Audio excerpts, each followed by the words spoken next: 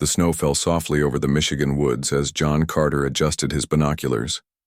The early morning light filtered through the pine trees, casting long shadows across the pristine white ground. For 3 hours, he had been sitting motionless, in his blind, waiting for any sign of the Wolverine he'd been tracking for months. John was a wildlife biologist who had spent the last 5 years studying the small but fierce Wolverine population in Michigan's Upper Peninsula. Most people went their whole lives without seeing these rare, solitary creatures. John considered himself lucky. He had documented 12 different individuals in his research area. His radio crackled. "John, you there? Over." It was his research. Assistant Diane Powell calling from their small field station 2 miles away. "I'm here. Any news?" "Over," John replied quietly, keeping his eyes fixed on the clearing ahead. "Weather Service says a storm's coming in faster than expected. You should probably head back soon." "Over." John sighed. "Copy that. Give me another hour. M42 was spotted on this trail yesterday. I'm hoping to get some new photos." "Over." "Your call, boss. Just don't freeze to death out there. Over and out." John smiled and returned the radio to his pocket. M42, nicknamed Old Scarface by the research team, was a particularly elusive male Wolverine with distinctive battle scars across his muzzle. Getting clear photos of him would be valuable for their population study. The quiet of the forest was suddenly broken by a high-pitched whine that seemed to come from everywhere at once. John frowned and covered his ears as the noise grew louder. The birds exploded from the trees in panic. The sound wasn't like anything he had ever heard. Not a plane, not a helicopter, not any machine he could identify. Then he saw it. Through a gap in the trees, a dark object descended from the clouds. It was oval-shaped, perhaps 30 feet, across with a metallic surface that didn't reflect light quite right. It moved with impossible smoothness, slowing as it approached a clearing about a quarter-mile from John's position. John's heart pounded in his chest. His first thought was that it must be some secret military aircraft, but as the object settled silently on the snow, hovering inches above the ground without disturbing a single snowflake, he knew this was something else entirely. His hand shook as he raised his camera with the telephoto lens. Looking through the viewfinder, he zoomed in on the craft. The surface wasn't smooth as he had first thought. It was covered in intricate patterns that seemed to shift and change as he watched. A seam appeared in the side of the craft, widening into an opening. John held his breath. 3 figures emerged, moving with a strange, fluid grace. They were tall and thin, at least 7 feet in height, with limbs that seemed too long for their bodies. Their skin, if it was skin, had a bluish-gray sheen. They wore close-fitting suits that shimmered, with the same shifting patterns as their craft. "Oh my God," John whispered, taking photo after photo with trembling hands. The creatures moved methodically around the clearing, extending devices that looked like thin silver rods. They seemed to be taking samples, touching the rods to trees, rocks, and the snow itself. One of them bent down to examine animal tracks in the snow. John's scientific mind kicked in past his fear and amazement. He was witnessing what could only be called first contact: aliens. Actual extraterrestrial beings. The greatest scientific discovery in human history was happening right in front of him. He needed to document everything. A sudden movement caught his eye at the edge of the clearing. John recognized the distinctive loping gait immediately. It was Old Scarface, the Wolverine he had been waiting for. The animal paused at the tree line, its powerful body tense as it sensed the strange intruders. One of the aliens turned toward the Wolverine, extending its sampling device. Old Scarface, never one to back down from a threat, didn't retreat. Instead, the Wolverine did what Wolverines were famous for. It stood its ground and prepared to fight, despite being massively outmatched. The alien moved closer. Old Scarface let out a warning growl. John wanted to intervene, to scare off the Wolverine for its own safety, but he remained frozen in place. The rational part of his brain told him that revealing himself to unknown alien visitors could have catastrophic consequences. The alien made a gesture, and a beam of pale blue light shot from its device, enveloping the Wolverine. Old Scarface thrashed and snarled but couldn't escape the light. Slowly, the Wolverine rose into the air, suspended in the beam. The aliens gathered around the floating, struggling animal, examining it with what seemed like curiosity, their heads tilted as old Scarface continued to fight against the invisible force holding him, snapping and clawing at the air despite his hopeless situation. One of the aliens made a sound, a series of clicks and hums that might have been language. Another responded, gesturing at the still fighting Wolverine. They seemed surprised, perhaps even impressed, by the small creature's relentless resistance. After several minutes of observation, the aliens carried the suspended Wolverine back to their craft. John watched helplessly as old Scarface disappeared inside the vessel. The aliens followed, and the opening sealed seamlessly behind them. The craft hummed, the sound rising in pitch until it was almost beyond hearing. Then, with a sudden flash of light that left purple spots dancing in John's vision, it shot upward and vanished into the clouds. John sat motionless for several minutes, trying to process what he had witnessed. Finally, his training took over. He needed to report this, but who would believe him without evidence? The photos. He had taken dozens of clear photos. That would be a start. As John packed up his gear with shaking hands, his radio crackled again. "John, are you seeing this? There's something weird on the radar. Over." "Diane," John said, his voice steadier than he expected. "You're not going to believe what I just saw. I'm coming back now. And Diane, contact Susan Miller at NASA.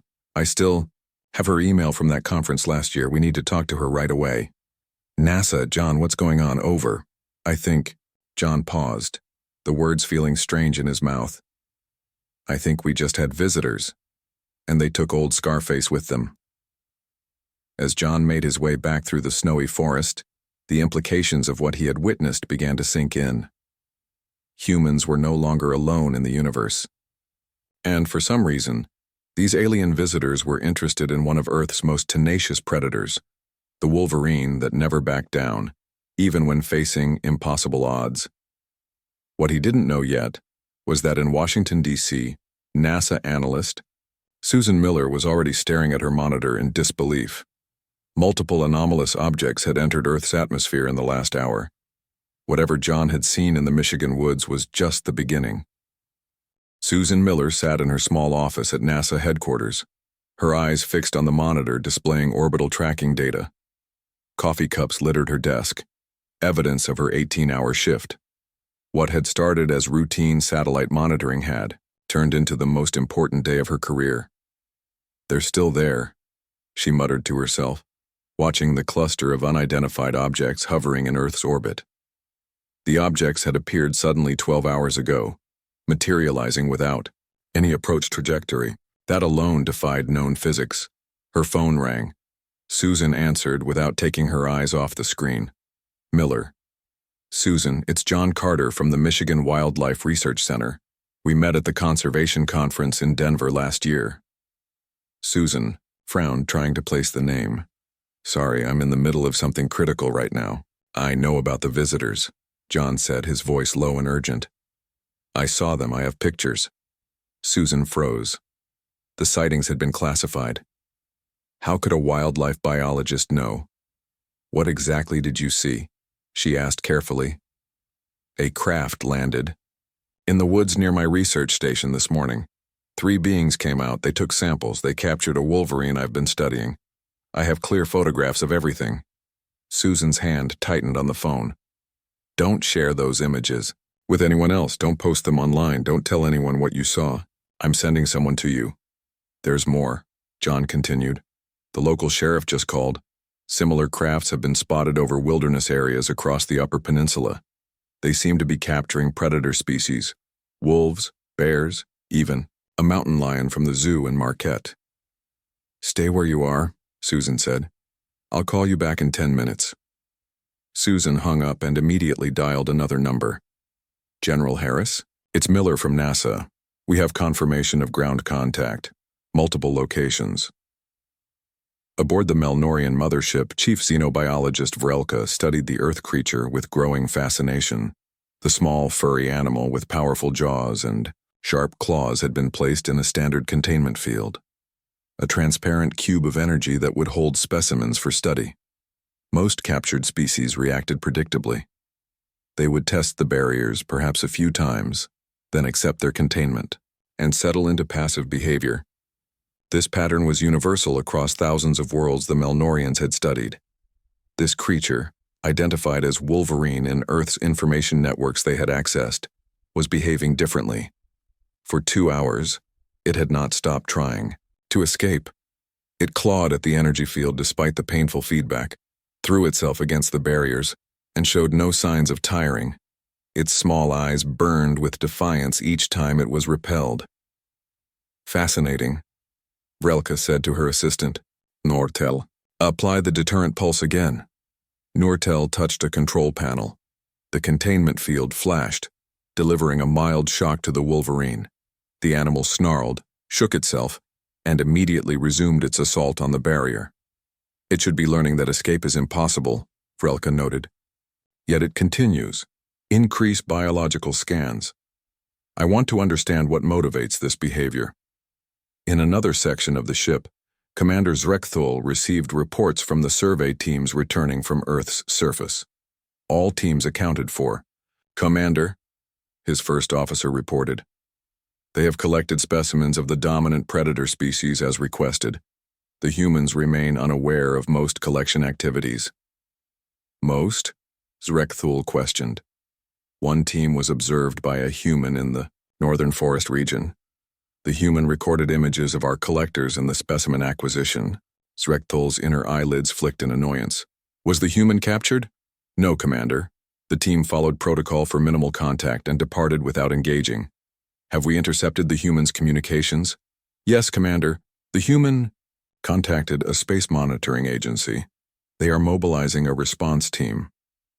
Zrekthul considered this development. "It is of little concern. Our study will be complete before they can organize effectively. What have we learned about their weapons?" "Capabilities?"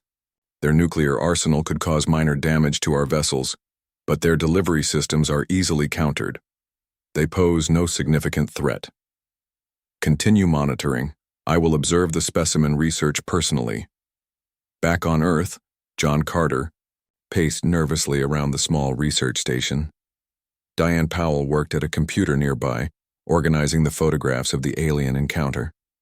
"These are incredible," she said, zooming in on an image of one of the aliens examining a pine tree. "No one's going to believe they're real." "Someone already does," John replied. "That NASA analyst is sending a team here." The phone rang, and John grabbed it. "Mr. Carter, this is Colonel Alan Wright, United States Air Force. I understand you've had an unusual experience today." John swallowed hard. "That's one way to put it." "I'm 10 minutes out from your location with the Special Operations Team. We need your full cooperation. Susan Miller vouches for you, which is the only reason we're having this conversation." "I'll tell you everything I saw," John assured him. "Make copies of your evidence, all digital files, all notes. Have them ready." The line went dead. Diane looked up at John with wide eyes.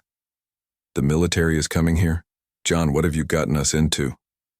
Before John could answer, the research station's perimeter alarm blared. John rushed to the window.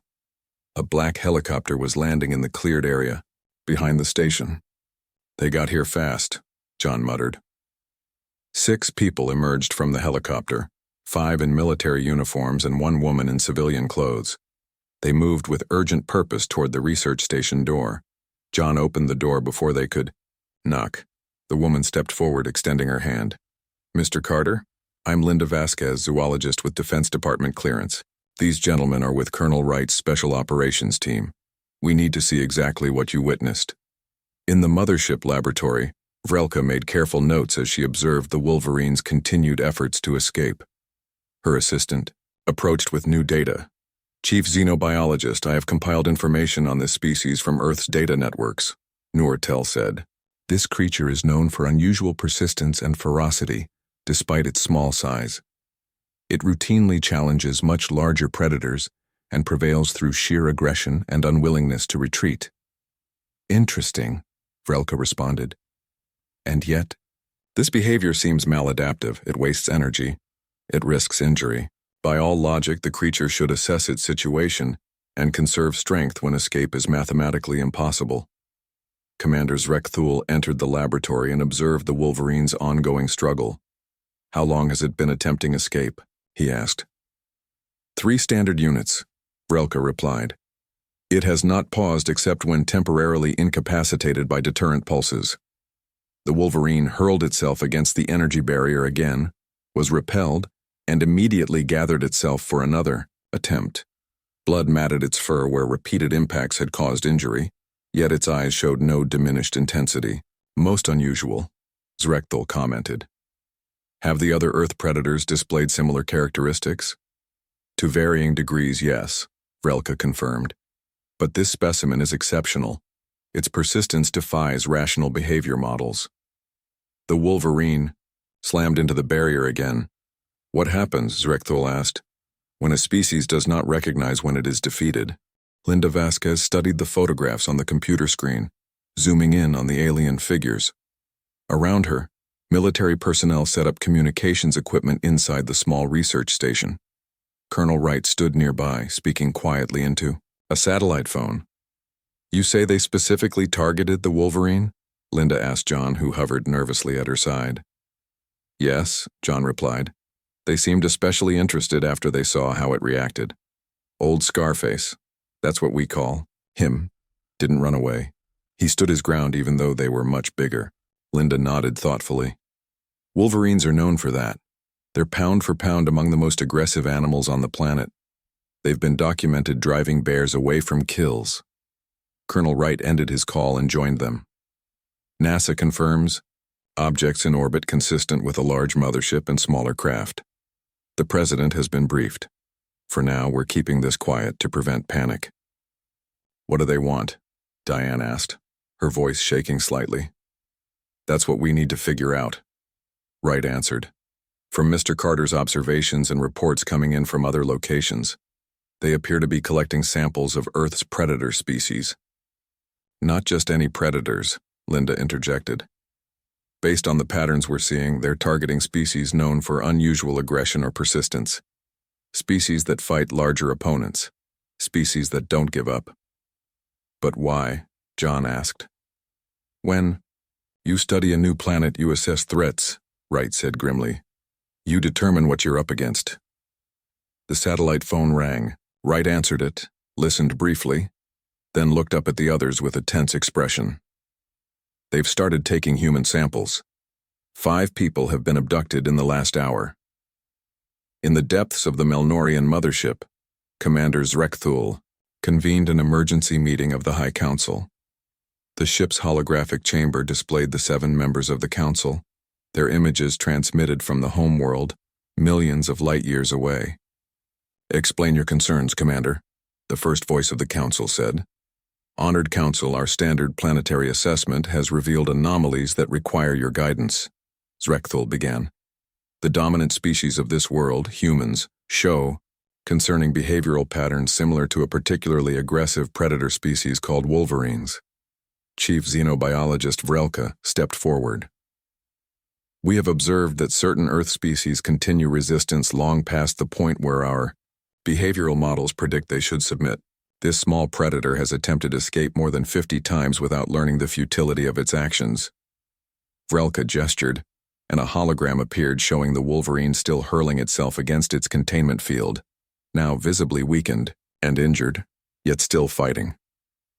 "Most concerning," Vrelka continued.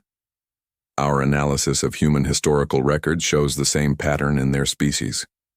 They continue fighting wars when defeat is statistically certain. They pursue scientific advancements after hundreds of failures. They rebuild settlements in areas repeatedly destroyed by natural disasters." The second voice spoke. "This is merely primitive behavior. They will evolve beyond it." "With respect," Zrekthul countered, "their historical record shows this trait has intensified, not diminished, as they have advanced. Furthermore, we have begun limited human specimen collection for direct study, and preliminary results are troubling." The hologram shifted to show a containment room where 5 humans, 3 males and 2 females were being held. Unlike most captured species, they were not cowering in fear. Instead, they appeared to be methodically testing their prison's boundaries. The humans are working together to analyze their containment, Vrelka explained. They are pooling knowledge and creating tools from their clothing and possessions. They continue attempts to escape despite receiving deterrent pulses. The third voice asked, "Have you studied their response to simulated hopeless scenarios?" "Yes," Vrelka confirmed. "We placed them in our standard psychological assessment chamber and presented increasingly impossible challenges. Their behavior was unprecedented. The hologram changed to show the humans in various simulation scenarios, trapped in a flooding chamber, facing overwhelming hostile forces, confronted with unsolvable puzzles that determined their survival. In all cases," Vrelka reported, "they refused to accept defeat. More troublingly, when one human was harmed, the others did not abandon them to save themselves, as rational self-preservation would dictate. Instead, they became more determined and aggressive." The fourth voice spoke with concern. "If they cannot recognize when resistance is futile, our standard conquest protocols may be ineffective. The energy cost of subjugating such a species could exceed resource gain," added the fifth voice. Drekthul nodded. "That is my assessment as well. A species that fights beyond reason, beyond hope, represents an unpredictable variable. Our models cannot accurately predict casualties or resource expenditure." Back on Earth, Susan Miller had joined the team at the research station in Michigan. Maps covered the walls, tracking alien craft sightings across the globe. "They're systematically taking samples from every continent," she explained, pointing to the pattern of red dots. "Animals first, now humans. It's a comprehensive survey." "But what happens when they finish their survey?" John asked. Colonel Wright's expression was grim. "If history is any guide, sampling comes before harvesting." Linda studied new data coming in on her tablet. "There's something else. The abducted humans, they're not random. Each one has a history of survival against the odds. Fred Winter survived 3 weeks lost in the Arctic. Maria Ortiz fought off an armed home invader. Kyle Daniels recovered from terminal cancer against all medical predictions. They're selecting for determination," Susan realized. "Just like they took old Scarface rather than an easier target." At that moment, the lights in the research station flickered. All electronic devices momentarily went dead, then came back online. "What was that?" Diane asked nervously. Susan's face paled as she checked her equipment. "They're scanning our global information networks. They just downloaded massive amounts of data from the internet, libraries, historical archives, everything. They're learning about us," Wright said. "All of us." On the mothership, Vrelka and Zrekthul reviewed the harvested Earth data. Historical records flowed across their screens: human wars, explorations, disasters, and triumphs. The human, Napoleon retreated from Moscow with his army destroyed, yet their nation rebuilt and continued fighting, Zrekthul noted. After their cities were destroyed by atomic weapons, the Japanese rebuilt into a global power. Their Apollo 13 mission suffered catastrophic failure, yet they improvised solutions and returned safely against overwhelming odds. Their literature and entertainment glorify this behavior, Vrelka added. They celebrate those who fight hopeless battles. They tell their young stories about never giving up no matter the cost. Zrekthul's inner eyelids flickered with concern. The Wolverine has finally stopped its escape attempts, he said, looking at a monitor showing the containment field. Has it accepted its situation at last? Asked a junior officer. No, Vrelka replied quietly. It has died. Its final action was another attempt to break free. It never submitted. Not once. Zrekthul turned to face the High Council members, whose holograms waited silently. Honored Council, my recommendation is to classify Earth as a Type 4 prohibited conquest. A species that does not recognize defeat cannot be subjugated through standard protocols. The resource cost would be incalculable. The first voice was silent, for a long moment before responding. We have never retreated from a technologically inferior world, the voice finally said. With respect, Zrekthul replied, we have never encountered a world where both the animals and the dominant species share this trait of irrational persistence. If humans fight like they're Wolverines, victory would come at too high a price. Peter Ross regretted his morning hike. The park ranger had only wanted to check trails after the winter storm. Now he sat in a transparent cell aboard an alien spaceship with 4 strangers, all trying to find a way out. They're testing us, Maria Ortiz said, examining the seemingly seamless wall for the 20th time. The former firefighter had been taken from her home in Arizona. Every few hours they change something about our environment to see how we respond. Fred Winters nodded, his weathered face grim. The Arctic survival expert had been mapping ice flows when he was abducted. They've studied us lowering the temperature, raising it, reducing oxygen, introducing loud noises. Classic stress tests. Kyle Daniels, who had survived against all odds when doctors gave him 3 months to live, sat cross-legged in the corner. They're particularly interested in how we work together. Did you notice they provide just enough food for 4, not 5? They want to see if we'll compete or share, and we share, Peter said firmly. Every time. The 5th person, Emma Grant, pressed her ear against the wall. The cave rescue specialist had been timing the guards' movements. They're coming back. Everyone ready? The group quickly moved into position. Their plan was simple but desperate. Their best hope after 3 days of captivity. When the cell wall dissolved, 2 aliens entered.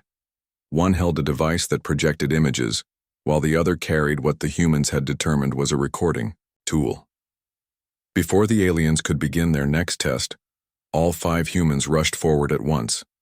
The aliens were stronger than humans, but seemed startled by the coordinated attack. Emma and Fred targeted the one with the projector, while Maria, Kyle, and Peter tackled the other. Within seconds, they had both aliens on the ground.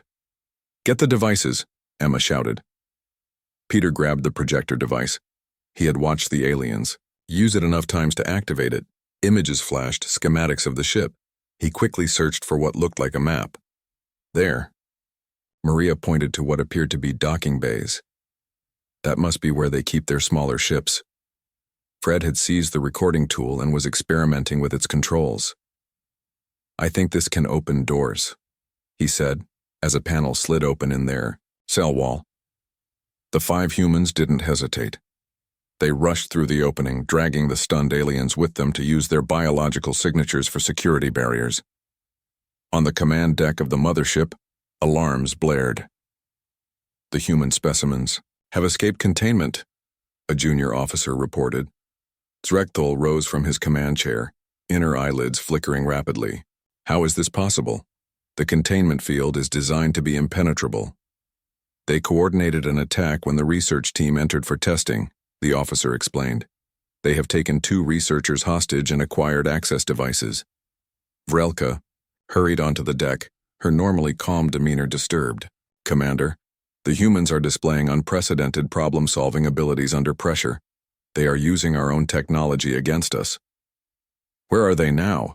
Zrekthul demanded, moving toward the auxiliary craft bay. They appear to be attempting to steal a scout ship. Zrekthul stared at the tracking display showing 5 human life signs moving through the ship's corridors. Seal all sections. Deploy containment teams. The humans are using our researchers' biological signatures to bypass security, the officer replied. Standard containment protocols are ineffective. Vrelka studied the humans' path on the monitor. Commander, their behavior is fascinating. They are not taking the most direct route to the bay. They appear to be deliberately moving toward our primary data core. Why would they? Zrekthul began, then stopped as understanding dawned. They're not just trying to escape, they're gathering intelligence. The 5 humans moved through the alien vessel's corridors, using the stolen projector device as a map. They had already passed through 3 security barriers using their alien hostages.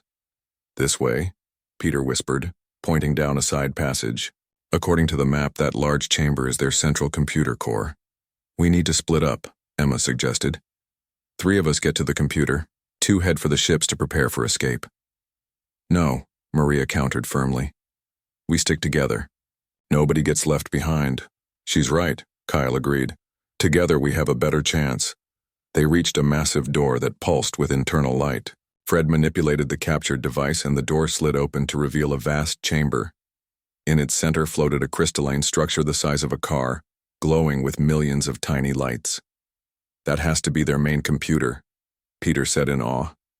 Fred approached one of the interface panels surrounding the crystal. "I've been watching how they use these. I think I can access their data."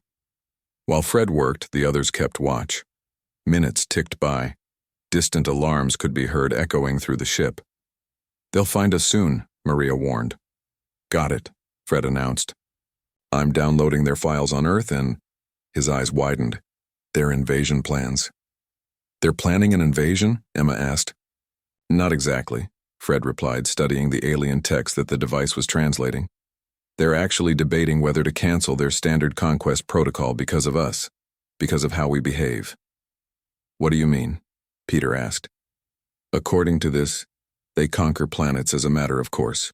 But they're concerned about Earth because both humans and some Earth animals, especially Wolverines, show what they call irrational persistence. We don't give up when their models say we should." Kyle laughed, despite their dire situation. "They're worried because we're stubborn." "More than that," Fred continued. "Their entire civilization is based on efficiency and logical decision-making. They abandon any course of action when success probability drops below certain thresholds. The concept of fighting despite certain defeat is completely alien to them. It makes us unpredictable and therefore dangerous." Suddenly, the lights in the chamber turned red. A harsh sound blared from hidden speakers. "They've found us," Maria said. "We need to move." The group rushed back into the corridor, still holding their alien hostages. They fought their way through several security teams, the aliens seemingly confused by the humans' willingness to risk injury to protect each other. Finally, they reached the bay where small scout ships were docked. Kyle, who had been a pilot in the Air Force before his illness, examined the alien craft. "The controls are different, but I think I can figure this out," he said, studying the cockpit. As they prepared to board the ship, a voice spoke from behind. "Them. Remarkable." They turned to see a tall alien with ornate markings on its suit.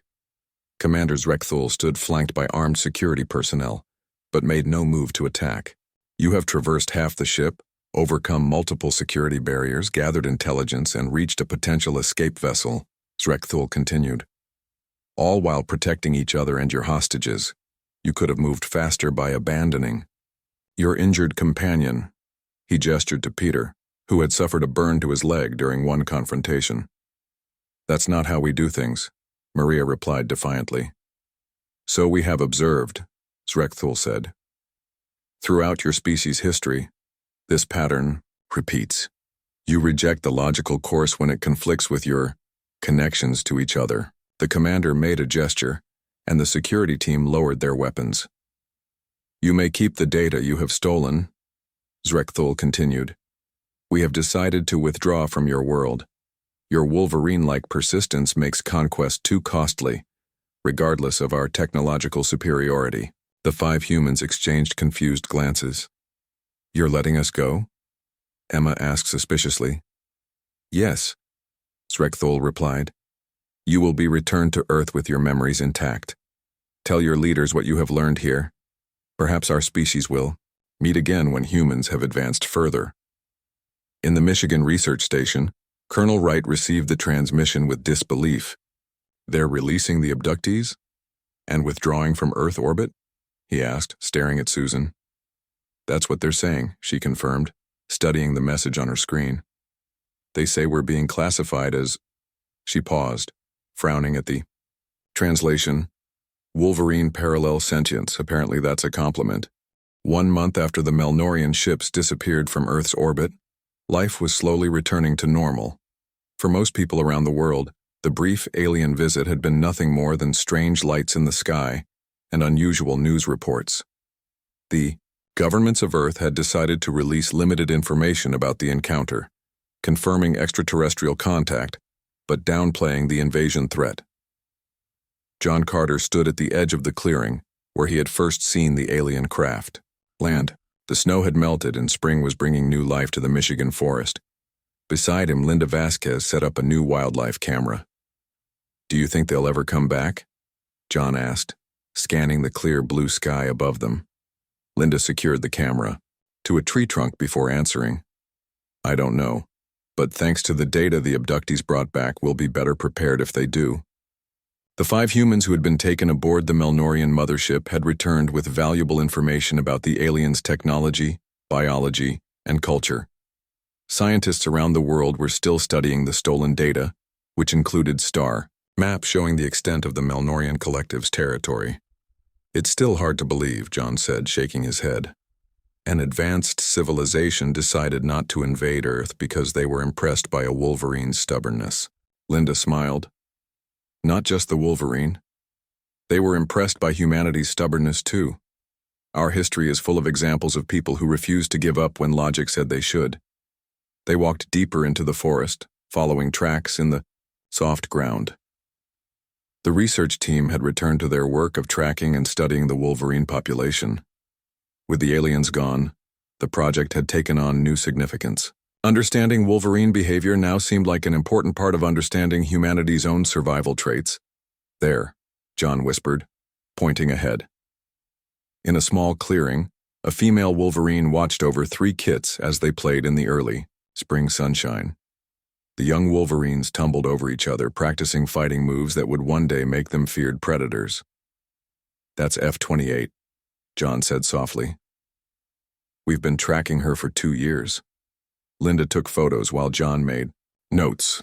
They watched the Wolverine family for nearly an hour, observing how the mother taught her young to hunt and defend themselves. "They're born fighters," Linda remarked. "Even as babies, they don't back down." John nodded. "That's what saved us.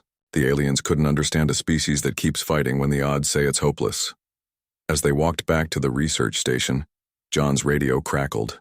It was Susan Miller calling from NASA headquarters. "John, we've just finished translating the last section of the Melnorian files," Susan said, excitement clear in her voice. "You won't believe what we found." "What is it?" John asked. "The Melnorians have a registry of prohibited conquest targets. Earth has been added with a special notation. Want to hear it?" "Of course," John replied.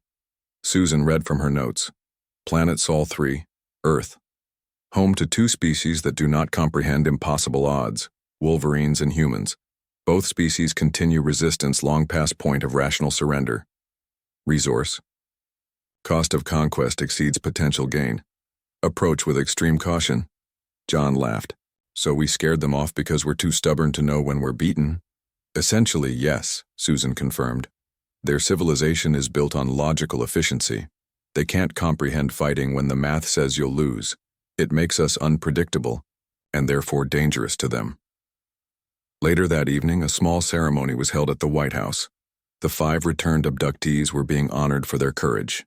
The president presented each with a medal as government officials, military leaders, and scientists applauded. Peter Ross, still walking with a slight limp from his injury aboard the alien ship, spoke on behalf of the group. "We didn't do anything special," he said simply. "We just refused to give up. That's what humans do. Throughout our history, we've faced impossible challenges. Plagues, wars, natural disasters. We've looked extinction in the face more than once. But we always keep fighting together." Maria Ortiz nodded in agreement. "The aliens couldn't understand why we would risk ourselves to help each other. When one of us was hurt, they expected the rest to abandon that person to improve their own chances. They couldn't compute the idea that we're stronger together than apart." Fred Winters added, "They were so confused by our behavior that they decided Earth wasn't worth the trouble. Our stubbornness became our greatest defense." At the Michigan Research Station, John and Linda watched the ceremony on a small television. Colonel Wright sat with them, nursing a cup of coffee. "So what happens now?" John asked. "We know we're not alone in the universe. We know there are hostile species out there with technology far beyond ours. We prepare," Wright replied. "We study the alien data. We advance our technology. We build better defenses. And we remember what saved us this time," Linda added. "Not our weapons or technology, but our refusal to surrender."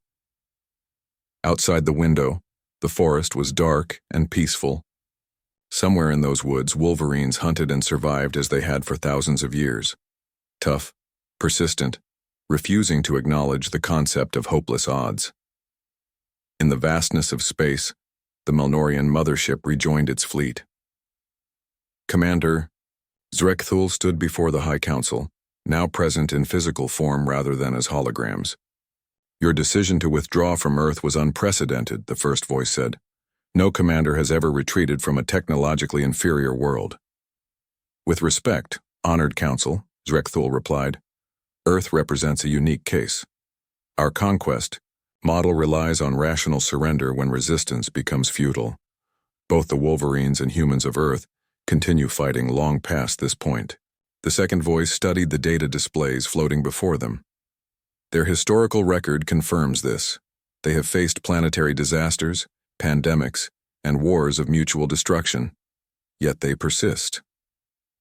Their commitment to their group supersedes individual survival instinct, Vrelka added. This makes them highly unpredictable. The third voice turned to Zrekthul. Your assessment is that conquest would succeed eventually, but at an unacceptable cost? Yes, honored one, Zrekthul confirmed. We would prevail through superior technology, but they would never stop fighting. Every victory would be temporary. Every occupied territory would face endless resistance. The resource expenditure would far exceed the gain. After a long silence, the first voice spoke again. Your recommendation is accepted. Earth will remain classified as a prohibited conquest target. We will continue to observe their development from a distance. Perhaps in time they will evolve beyond their Wolverine-like persistence. Or perhaps, Vrelka suggested quietly, there is something to learn from a species that refuses to surrender, even when all logic says they should. Back on Earth, John Carter stepped outside the research station late that night. He looked up at the stars, wondering which one might be the Melnorians' homeworld. The universe suddenly seemed much larger and more dangerous than before. But as he turned to go back inside, he heard a sound from the forest edge. A lone Wolverine stood watching him, its small eyes gleaming in the moonlight. The animal regarded him without fear, powerful and defiant despite its small size. Then it turned and disappeared into the darkness, ready to face whatever challenges the night might bring, just as humanity now faced the stars with the same stubborn refusal to surrender.